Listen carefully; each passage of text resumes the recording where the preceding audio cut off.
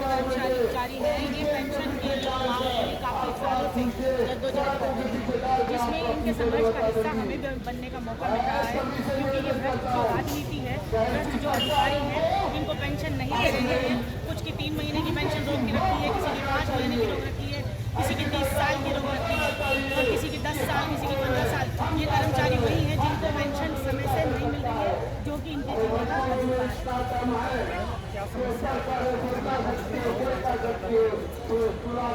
हमने जितना भी प्रयास किया,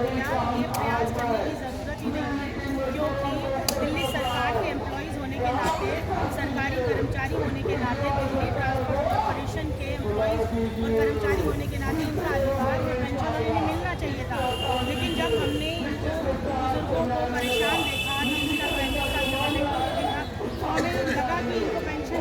दिलाने के लिए हमें भी इनका साथ देना चाहिए। हम सिर्फ इसीलिए आए, लेकिन सरकार अभी भी सोई हुई है, उनको समझ में नहीं आ रहा है और इन मजबूर बेचारे कर्मचारियों को आज धरने के रूप में यहाँ इकट्ठे होकर भीड़ करके शोर शराबा करके हंगामा करना पड़ रहा है। और रिप्रेजेंटेशंस, नंबर ऑफ रिप्रेजेंटेशंस मेरी तरफ से जा चुकी है, डीटीसी विभाग को भी, पेंशन कमिश्नर को भी और पेंशन से डीटीसी को, साथ में ट्रांसपोर्ट मिनिस्टर को, चीफ सेक्रेटरी को और साथ साथ हमारे केजरीवाल साहब सीएम दिल्ली को। लेकिन उसके बावजूद भी एक तरह से दूसरे कंधे पर रखी जाती है और पेंशन देने की बजाय फाइल को फॉरवर्ड कर दिया जाता है फॉर एक्शन टेकन। मानव अधिकार आयोग की बात भी ये नहीं मान रहे हैं डीटीसी कर्मचारी अधिकारी, ना ये सुप्रीम कोर्ट की बात मानते हैं, ना ये हाई कोर्ट की बात मानते हैं और ये अपनी मनमानी चला रहे हैं और दर दर के चूड़े खाने के लिए मजबूर रखना पड़ता है इन सेवानिवृत्त कर्मचारियों सर।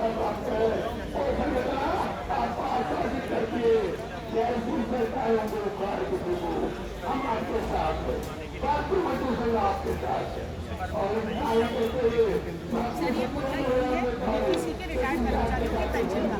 लेकिन जब हम कोर्ट में जाते हैं तो न्यायालय की प्रक्रिया होती है, एक हायरार्की के हिसाब से चलता है सिस्टम। तो उस सिस्टम में जब हम पहले सेंट्रल एडमिनिस्ट्रेटिव ट्रिब्यूनल में गए कैट में, तो वहाँ से इसको रेस्ट जुडिकेटा एक शब्द है, लीगल शब्द है कि सेम लिटिगेशन सेम पिटिशनर्स आए हैं तो उसे एंटरटेन नहीं करेंगे। इसके बाद हम हाई कोर्ट जाते हैं तो हाई कोर्ट भी उसे ये कह के खारिज कर देता है कि इनको आप कैट में ही सुनवाइए। उसके बाद हम सुप्रीम कोर्ट में PIL के माध्यम से, जनहित याचिका के माध्यम से एक इन-पर्सन एप्लीकेशन लगवाते हैं, जिसमें सुप्रीम कोर्ट ये कहता है कि हमारी जो गाइडलाइन है सुप्रीम कोर्ट की, PIL की जो गाइडलाइन है जनहित याचिका की, उसमें सिर्फ फैमिली पेंशन को इंक्लूड किया जा रहा है, ना कि CCS पेंशन रूल। जीते जो कर्मचारी को वो फैमिली का हिस्सा नहीं मानते, हेड ऑफ द फैमिली को हिस्सा नहीं मानते, इसलिए हेड ऑफ द फैमिली अगर जिंदा है, अगर ये कर्मचारी आज जिंदा है तो इनको सुप्रीम कोर्ट या हाई कोर्ट से रिलीफ नहीं मिलेगा, क्योंकि वहाँ फैमिली पेंशन के बारे में PIL कंसिडर की जाती है। अगर इनको पेंशन लेनी है तो CCS पेंशन के तहत सेंट्रल एडमिनिस्ट्रेटिव ट्रिब्यूनल चाहिए। तो वहाँ भी वही हो रहा है जो यहाँ भ्रष्ट राजनीति में हो रहा है, एक दूसरे के कंधे में रख के बंदूक चलाई जा रही है, एक अपना काम दूसरे के सिर में सौंपा जा रहा है और कोई निर्णय, कोई डिसीजन नहीं दिया जा रहा है। सुप्रीम कोर्ट ने जब इसे फैमिली पेंशन कह के दरकिनार किया तो हमें मजबूरन इनको आज इस धरने प्रदर्शन का हिस्सा बनना पड़ा, क्योंकि सरकार को मानना है। सुप्रीम कोर्ट में जो जुडिशियल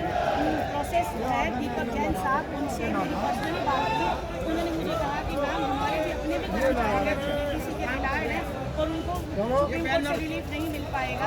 जस्ट बिकॉज कि ये फैमिली पेंशन में नहीं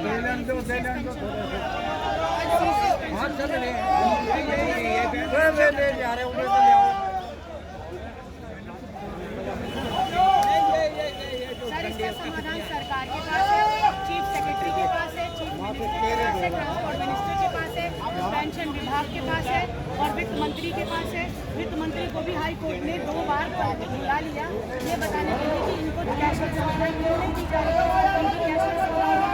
अप्लाई फाइल करें, अदरवाइज आपको इन पर्सन पेंशन मिलेगा। पर वहाँ की तारीख पे तारीख लेके जा रही है, इसलिए हमें मजबूरी में इस प्रदर्शन